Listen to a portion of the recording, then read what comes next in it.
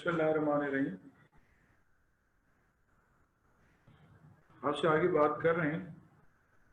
मैंने आपसे कुछ बातें कल की हैं, आपको एक क्रॉस करने के लिए दिया था।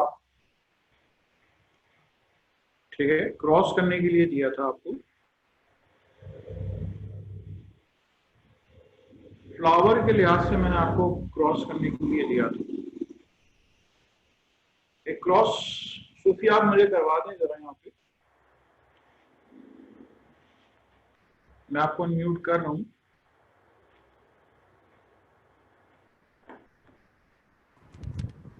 सर मेंडल ने सर आपको आवाज आ रही है?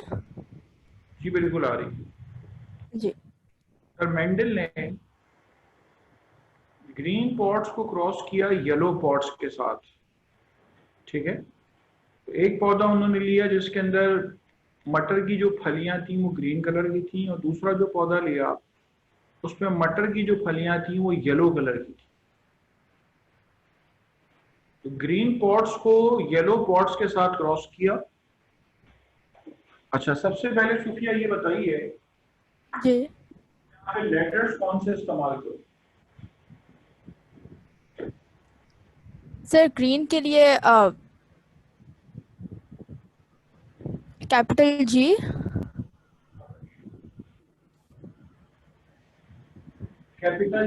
Capital G.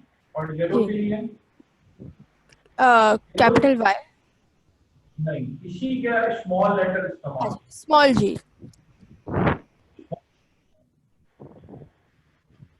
ये आपके पास आ गए पेरेंट्स। अच्छा, इनके जो गैमीट्स होंगे, गैमीट्स क्या लिखूं मैं यहाँ पे? सर कैपिटल जी ही होगा इन सर्कल। ठीक है, शाबाश। और स्मॉल जी इन सर्कल। ठीक है, स्मॉल जी और small G in circle. F1 generation, first filial generation, बोले। जी, कैपिटल जी स्मॉल जी ठीक है, and capital G small G. Capital G small G. अच्छा, इन्होंने बीज को बोया, नया पौधा निकला, उसके अंदर जो फलियां होंगी वो कैसे कलर की होंगी? वो सर होंगी ग्रीन कलर की। शाबाश, यानी कि उसकी फिनोटाइप होगी ग्रीन, ग्रीन। और उसकी जीनोटाइप क्या होगी? Heterozygous green. ठीक है, उसकी जीनोटाइप होगी हेटेरोजाइगस ग्रीन। F1 जनरेशन के बाद F1 gametes.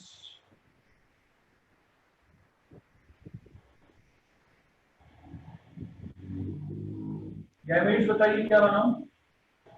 Capital G small G in circle and again शाबाश, capital G small G in circle. ठीक है। हमें मिलेगी F2 जनरेशन।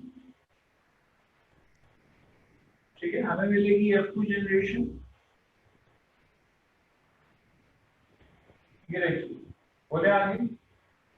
जी सर, ऊपर कैपिटल जी स्मॉल जी और साइड पे भी कैपिटल जी स्मॉल जी। पहला कैपिटल जी आएगा, फिर capital G small G, capital G small G hmm, and small G. ठीक है। अच्छा, अगर मैं ये वाली की बात करूं, मैं इस वाले बीज को अगर बोऊंगा तो पौधा कैसी जी, रिपोर्ट देगा? ग्रीन होगा। ठीक है, ये कैसी रिपोर्ट देगा? ये भी ग्रीन देगा। ठीक है, ये कैसा होगा? ग्रीन। ठीक है, और ये कैसी रिपोर्ट देगा? ये येलो। ठीक है, यहाँ पे आपको मिल रही है येलो पॉट्स। तो यानी कि आपके पास ग्रीन और येलो में जो आपको रेशियो मिलेगा वो क्या मिलेगा? 3:1। ये रेशियो कौन सा रेशियो है? फिनोटाइपिक है जीनोटाइपिक? फिनोटाइपिक। ठीक है, यानी कि फिनोटाइपिक रेशियो आपको मिल रहा है 3:1। जीनोटाइपिक रेशियो बेटा बता दें क्या है? 1:2:1। ठीक है, इसकी वजाहत कर दें। 1:2:1। 1 क्या है? 1 है होमोजाइगस ग्रीन। ठीक है, 1 है आपके पास होमोजाइगस ग्रीन। 2 क्या है? 2 है हेट्रोजाइगस ग्रीन। ठीक है, 2 आपके पास हेट्रोजाइगस ग्रीन है और 1 क्या है आपके पास? Homozygous yellow. ठीक है, होमोजाइगस येलो। ठीक है, होमोजाइगस येलो आ गई। शाबाश। ये आपके पास आ गई F2 जनरेशन। ठीक है, चलें, लॉ ऑफ सेग्रीगेशन की स्टेटमेंट बताइए सोचिए। जी सर, लॉ ऑफ सेग्रीगेशन की स्टेटमेंट है कि genes are responsible for the development of an individual. At the time of gamete formation, they segregate and pass into gametes in such a way that each gamete has only one gene for a character and is said to be pure. ठीक है, शाबाश।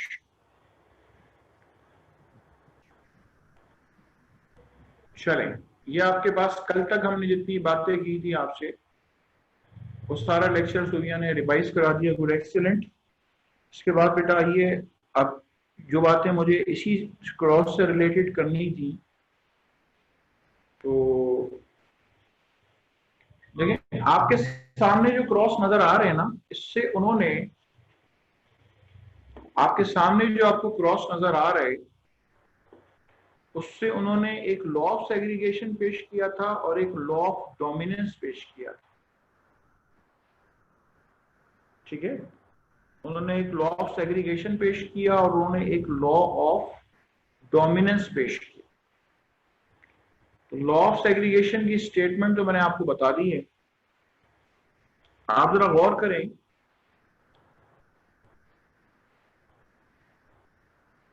आप जरा गौर करें, F1 generation के अंदर capital G और small जी मौजूद है, लेकिन फिर भी कलर क्या है? फिर भी कलर है ग्रीन पॉट्स। और कल हमने हाइट का क्रॉस किया था, तो हाइट के क्रॉस में क्या था? टॉल और डॉग दोनों मौजूद थे, दोनों के जीन्स मौजूद थे, लेकिन फिर भी पौधा था टॉल। तो इससे इन्होंने क्या किया? इससे इन्होंने लॉ ऑफ डोमिनेंस भी पेश किया। ठीक है, इससे इन्होंने लॉ ऑफ डोमिनेंस भी पेश किया। लॉ ऑफ डोमिनेंस क्या है? कोने में लिख रहा हूं। लॉ ऑफ डोमिनेंस, डोमिनेट और रिसेसिव की जो आपने डेफिनेशन पढ़ी है, दरअसल वही है। Law of dominance, law of dominance के मुताबिक out of two contrasting genes only one will show its effect. Only one will show its effect, called dominant. Called dominant, while other is unable to express itself.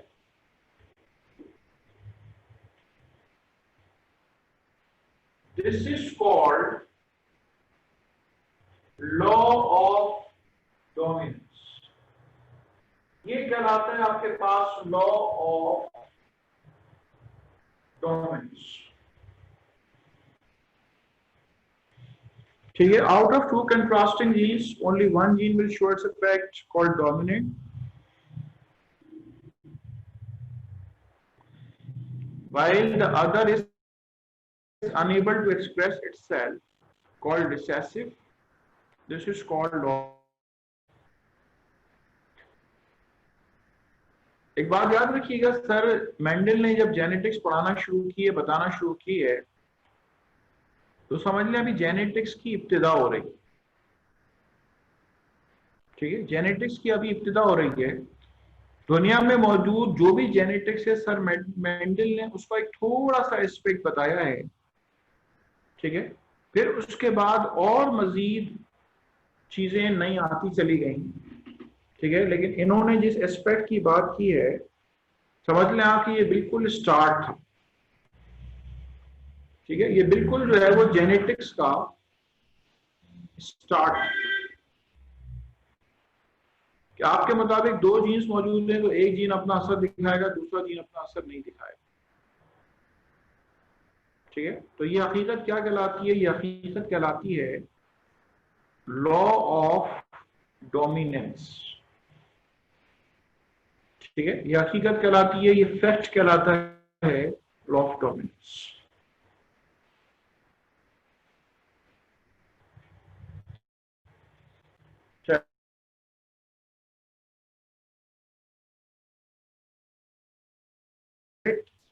Flowers और white flowers के दरमियान आपको cross करने के लिए दिया था। जो रिजल्ट्स यहाँ पे आपने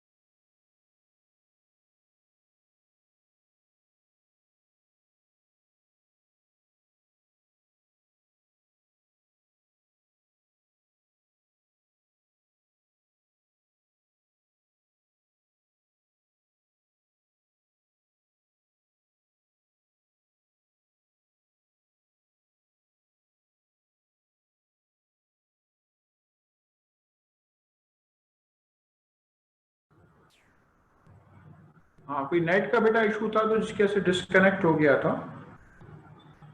तो मैं आगे आपसे बात करने जा रहा हूँ फर्दर। चॉइस ऑफ मटेरियल के बारे में आपसे बात कर रहा हूँ, ठीक है। चॉइस ऑफ मटेरियल के बारे में आपसे बात कर रहा हूँ। चॉइस ऑफ मटेरियल में मुझे आपसे क्या बात करनी है? चॉइस ऑफ मटेरियल में मुझे आपसे बेटा बात करनी है, अच्छा ये जो मैंने क्रॉस बोर्ड पे किया है, उम्मीद है कि आपने लिख लिया होगा इसको भी। लॉ ऑफ डोमिनेंस मैंने आपको बता दिया, वही जो डोमिनेंट और रेसेसिव की डेफिनेशन है वही लॉ ऑफ डोमिनेंस है। अच्छा, चॉइस ऑफ मटेरियल में मैंने अभी आपको इसके रिजल्ट्स नहीं बताए, ठीक है। मैंने आपको अभी इसके रिजल्ट्स नहीं बताए, और रिजल्ट से पहले मैं आपको चॉइस ऑफ मटेरियल बता रहा हूं।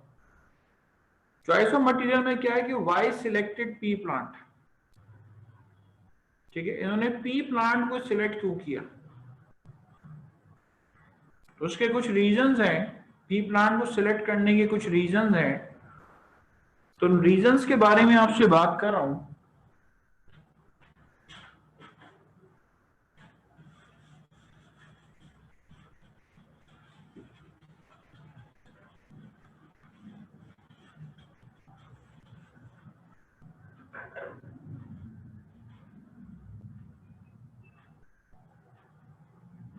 चॉइस ऑफ मटेरियल,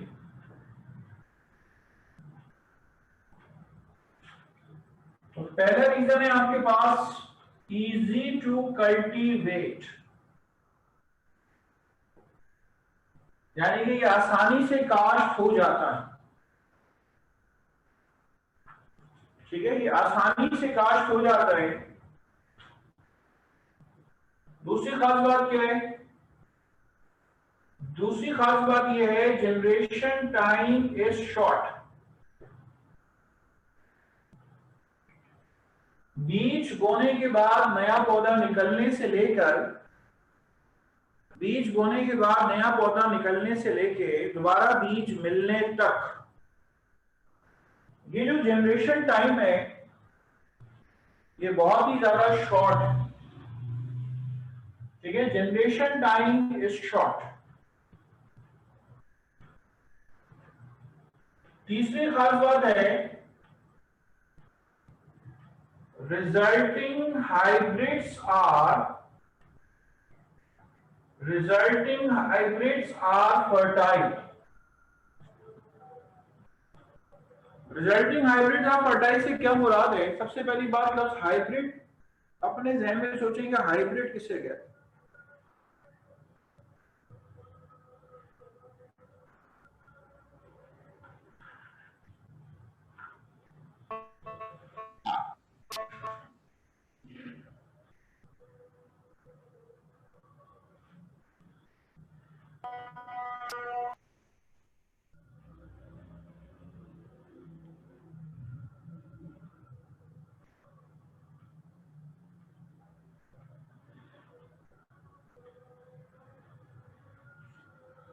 एक मिनट, जरा अजान हो रही है, अजान के बाद बात करता हूँ आपसे।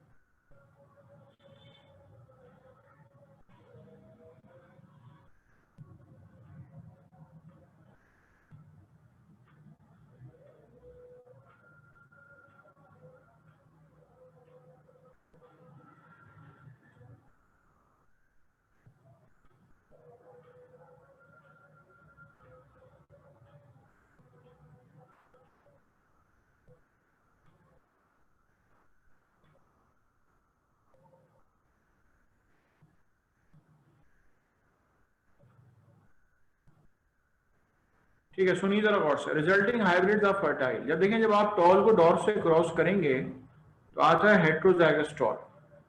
ये जो हेट्रोजाइगस टॉल है इसको कहते हैं हाइब्रिड। हाइब्रिड एक ऐसी चीज होती है जिसमें उस कैरेक्टर के दोनों एलील्स मौजूद।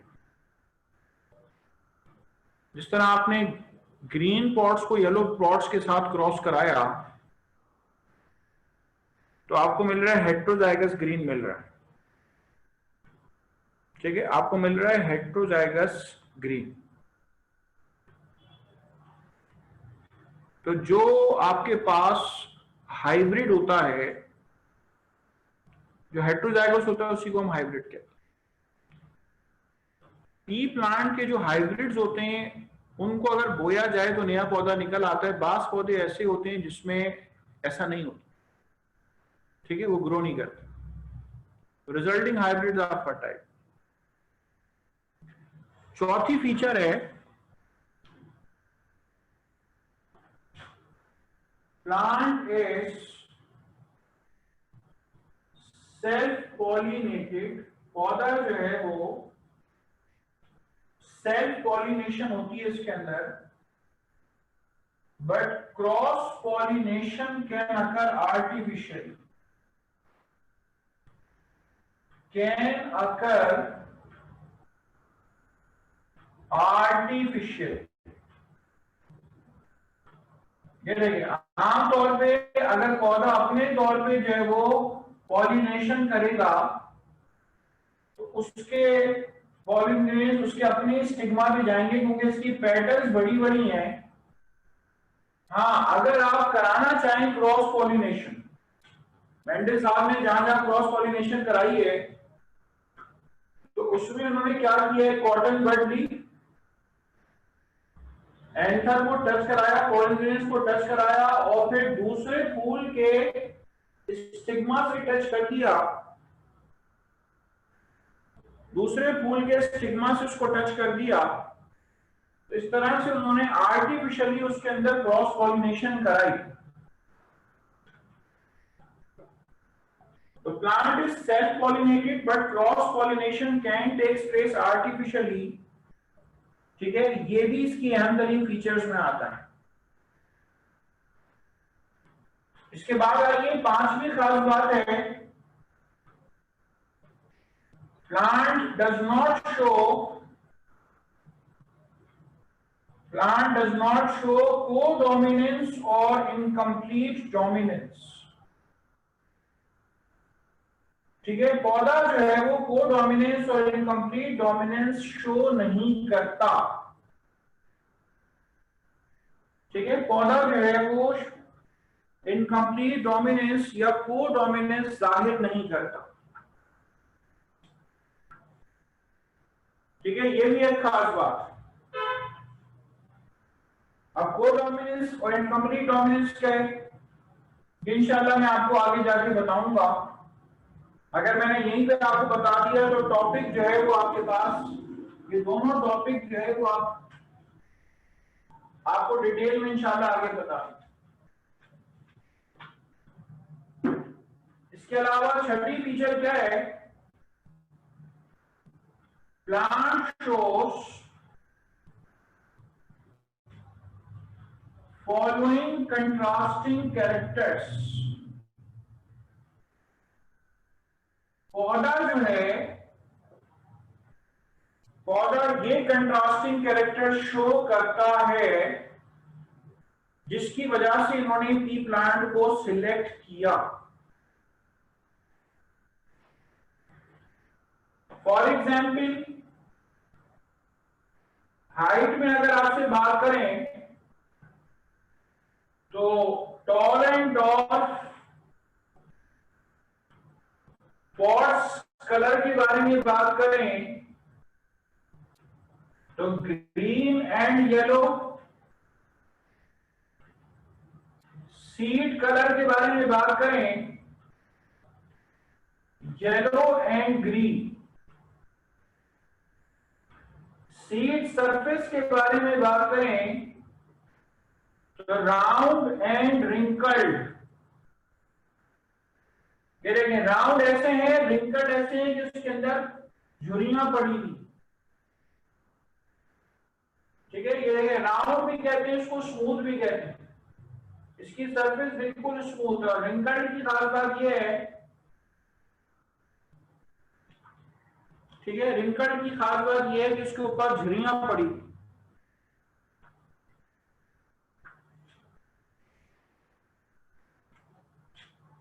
Seed surface round and wrinkled.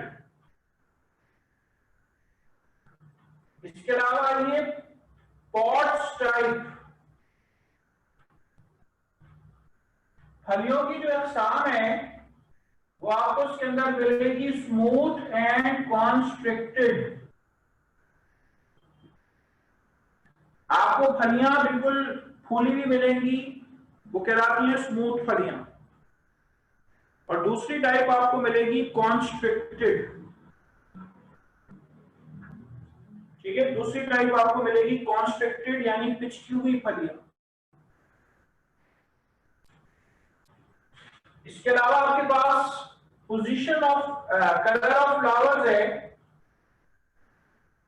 Colour of flowers आपको मिल रहा है violet and white. Position of flowers, flowers की पोजीशन आपको मिलेगी एक्सियल एंड टर्मिनल। ठीक है, फ्लावर्स की पोजीशन आपको मिलेगी axial and terminal. Terminal flower से मुराद ये है कि फूल जो है वो आपके पास बिल्कुल कोने में लगा हो, और एक्सियल फ्लावर से मुराद ये नहीं, ये एक्सेल, ये दो शाखों के एक्सेल पे से निकल के आएगा फूल। अगर बिल्कुल कोने में लगा हुआ है टिप के ऊपर, दिस इज टर्मिनल, और अगर दो शाखों के एक्सेल से निकल रहे तो ये कहलाएगा एक्सियल, AXIAL, एक्सियल।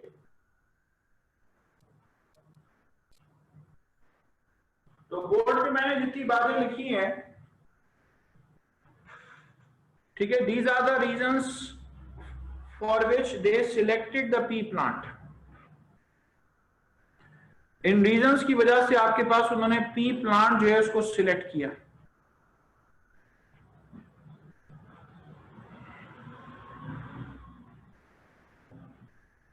चलें, इसके बाद आइए मुझे आपको रिजल्ट्स बताने हैं। एक दफा मैं फिर से आपसे चॉइस ऑफ मटेरियल की बात कर लूं। इजी टू कल्टीवेट यानी आसानी से काश्त किए जा सकते हैं। अच्छा, इन तमाम रीजन्स के ऊपर एक वाहिद रीजन ये भी है कि भाई वो जहां वो रहते थे उसके पड़ोस में हजारों की तादाद में थे, तो उनकी नजर उसके ऊपर पड़ी थी, जिसकी वजह से कि भाई ये इनके करीब मौजूद हैं। तो सबसे मेन रीजन तो सिलेक्ट करने का यही वजह थी। उन्होंने ऐसा तो नहीं है कि भाई 10 पौधे उनके सामने रखे गए हों और फिर उनमें से एक सिलेक्ट कर लिया हो। वो तो एक बड़ी तादाद में, हजारों की तादाद में पी प्लांट उनके चर्च के साथ जो है वो बाग में लगे हुए थे, इसी वजह से उनकी तवज्जो का मरकज बने। ठीक है, इजी टू कल्टिवेट यानी आसानी से काश्त किए जा सकते हैं। जनरेशन टाइम इज शॉर्ट, यानी कि आपके पास बीज बोने से लेके दोबारा बीज मिलने तक की टाइम बहुत शॉर्ट है। Resulting hybrids are fertile. ठीक है, जब हमने इन दोनों को क्रॉस किया है तो जो हेटेरोजाइगस इंडिविजुअल मिला उसको अगर बोया जाए तो नया पौधा बिल्कुल निकल आएगा। Plant is self pollinated. आम हालत में पौधा जो है वो सेल्फ पॉलिनेशन करता है क्योंकि उसकी पेटल्स बड़ी बड़ी होती है, और cross pollination can takes place artificially. Cross pollination जब आप मर्जी कराना चाहें आप करा सकते हैं। पौधा जो है वो को डोमिनेंस और इनकम्प्लीट डोमिनेंस जाहिर नहीं करता। इसके अलावा पौधा जो है ये कंट्रास्टिंग कैरेक्टर्स शो करता है। Plant show following contrasting characters. इसमें मैंने आपसे हाइट की बात की है, ठीक है, मैंने आपसे हाइट की बात की है, पॉट्स कलर की बात की है, सीड कलर की बात की है, सीड सरफेस की बात की है, पॉट्स टाइप की बात की है, कलर ऑफ फ्लावर्स की बात की है, पोजीशन ऑफ फ्लावर्स की बात। इन कंट्रास्टिंग कैरेक्टर्स में जो मैंने पहले लिखा है वो डोमिनेंट है, याद रख लीजिए। टॉल डॉर्फ पे डोमिनेंट है, ये सर मेंडल ने क्रॉस करके अपने रिजल्ट्स में बताई है बात। ग्रीन येलो पे डोमिनेंट, ग्रीन पॉट्स येलो पे डोमिनेंट है। सीड कलर के अंदर येलो सीड्स डोमिनेंट हैं ग्रीन के ऊपर। सीड सरफेस में राउंड जो है वो डोमिनेंट है रिंकल्ड पे। पॉट्स टाइप के अंदर स्मूथ जो है वो कॉन्स्ट्रिक्टेड पे डोमिनेंट है। कलर ऑफ फ्लावर्स की बात की जाए तो वायलेट कलर जो है वो व्हाइट पे डोमिनेंट है, और पोजीशन ऑफ फ्लावर्स के अंदर एक्सियल जो है वो टर्मिनल पे डोमिनेंट है।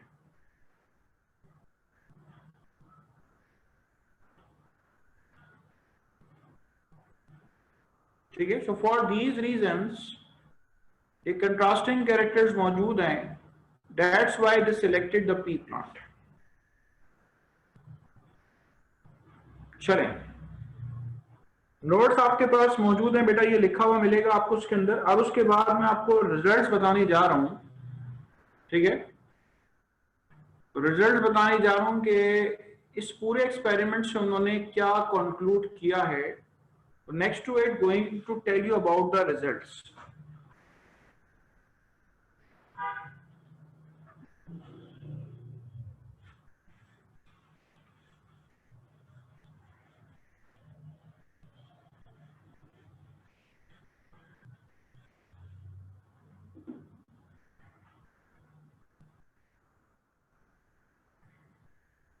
Results of Mendel.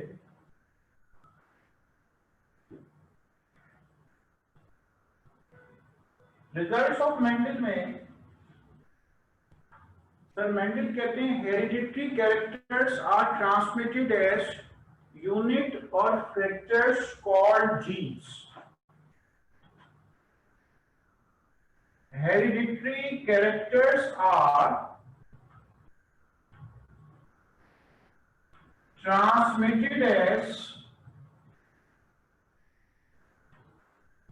unit or factors called genes. देखें सर मेंडल ने जीन को जीन नहीं कहा बल्कि जीन को वो पहले फैक्टर कहा करते थे. ठीक है, जीन को वो पहले फैक्टर कहा करते थे. बाद में आने वालों ने फैक्टर की जगह जीन का लफ्ज इस्तेमाल किया. सर मेंडल जीन को फैक्टर कहा करते थे.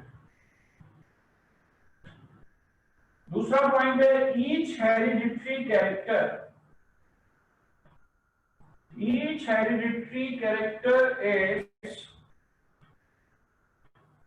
is determined by two genes, one received from male parent and other from female parent.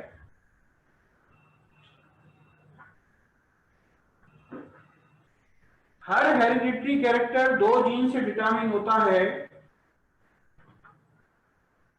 आप देखिए हर जगह मैंने दो लेटर्स लिखे थे. एक मेल पेरेंट की तरफ से आता है, दूसरा फीमेल पेरेंट की तरफ से आता है. तीसरा पॉइंट है out of two contrasting genes only one will show its effect called dominant and other is unable to show its effect called recessive.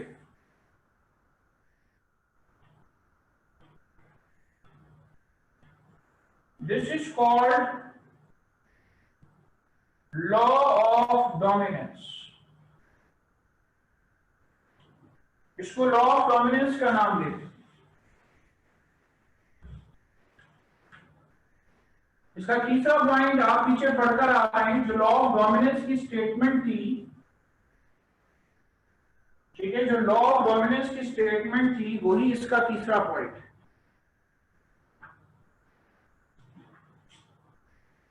ठीक है, जो लॉ ऑफ डोमिनेंस की स्टेटमेंट थी बेटा वही इसका तीसरा पॉइंट है.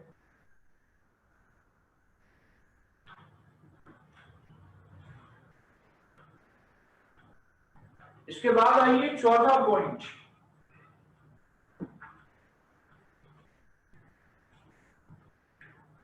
और जो सुनिएगा चौथा पॉइंट है the recessive gene although invisible in F1, does not lose its effect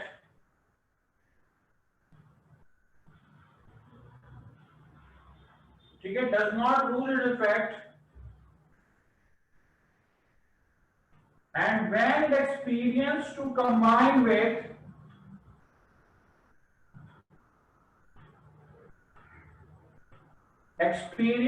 combine with same gene in F2, then it shows its effect.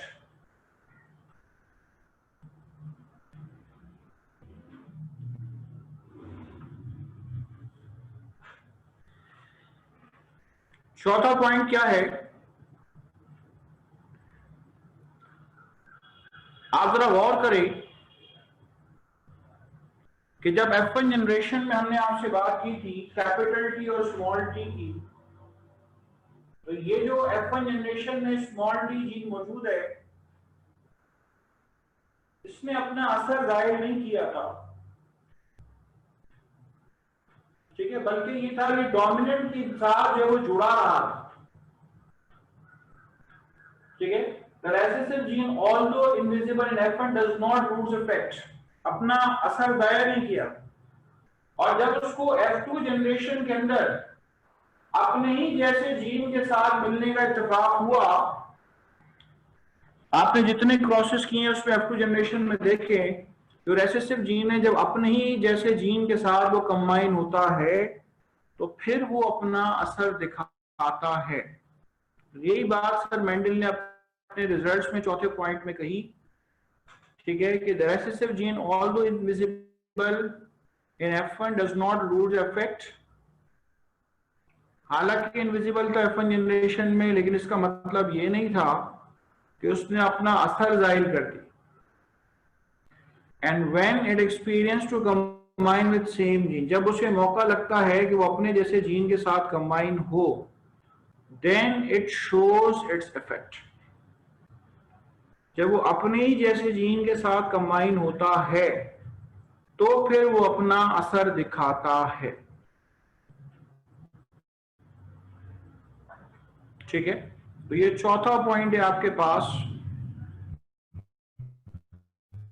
Mendel साहब के रिजल्ट्स का। The recessive gene, although invisible in F1, does not lose its effect when experienced to combine with same gene, then it shows its effect, ठीक है। चलें, ये 4 points हैं, ये आपके पास रिजल्ट्स ऑफ मेंडल है। मैं पहला पॉइंट पर दोबारा पढ़ दूं।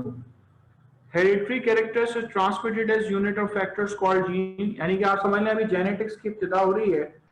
सर मेंडल कह रहे हैं कि जो भी विरासती कैरेक्टर्स होते हैं वो किस शक्ल में पेरेंट्स ऑफ स्प्रिंग में ट्रांसमिट होते हैं, वो in the form of genes जो है वो ट्रांसमिटेड होते हैं, ठीक है। Hereditary character are transmitted as unit of factors called jeans.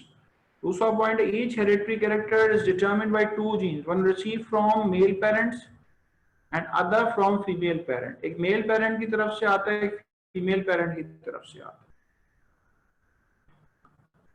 तीसरा पॉइंट है, out of 2 contrasting genes only 1 gene will show its effect. दोनों कंट्रास्टिंग जीन में से सिर्फ एक जीन अपना असर दिखाएगा। मेंडल ने उसको डोमिनेंट का नाम दिया, and the other is unable to show its effect, और दूसरा जो है वो अपना असर नहीं दिखाए। ये चीज क्या कहलाती है? ये चीज कहलाती है लॉ ऑफ डोमिनेंस।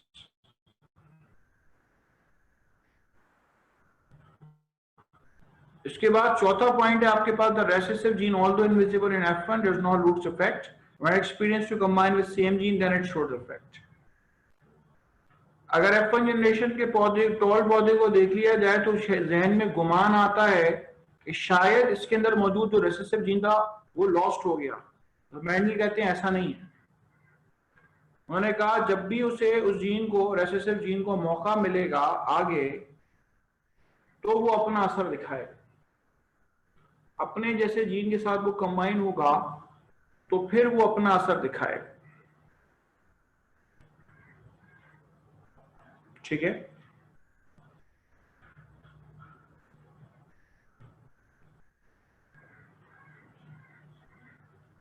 चलें,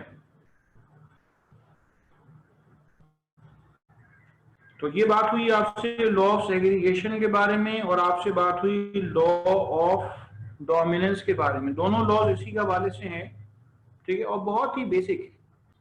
आपने पूरा जो लॉ पढ़ा, इसमें एक चीज का बस ख्याल रखिएगा कि जो मैंने आपको सेल के बारे में कहा है उसको ध्यान में रखिएगा। सेल के लेवल पे जाके जरूर इसको देख लीजिएगा कि सेल के लेवल पे एक्चुअली हो क्या रहा। क्या मतलब? मैंने आपसे कहा कि भाई मैंने 2 दफा टी क्यों लिखा, कैपिटल टी 2 दफा स्मॉल टी क्यों लिखा? क्योंकि होमोलोगस क्रोमोसोम्स के ऊपर जीन्स मौजूद होते हैं। एक के ऊपर कैपिटल टी है तो दूसरे के ऊपर कैपिटल टी है, फर्ज करें। अब वो क्रोमोसोम एक दूसरे से अलग होते हैं, पोल्स पे खिंचते हैं। क्रोमोसोम दरअसल डिसजंक्शन शो करते हैं, तो क्रोमोसोम्स का दरअसल डिसजंक्शन शो करना, ये डिसजंक्शन शो करना, ये कहलाता है सेग्रीगेशन। क्रोमोसोम्स का दरअसल डिसजंक्शन शो करना दरअसल कहलाता है आपके पास सेग्रीगेशन। ठीक है, चलें कर लें, इसको नोट कर लें। आप लोग कोई बात पूछनी है तो आप पूछ सकते हैं।